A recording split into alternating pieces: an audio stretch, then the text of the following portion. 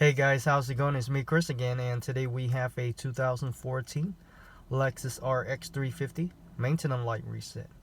We are going to use this button over here right under the steering column, the audio button, the audio and the trip button, and we're going to be looking at that screen right there. Go ahead and turn on your car without starting.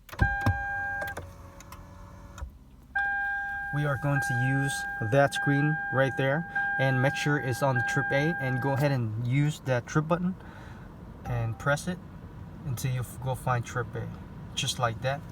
Now turn off your car.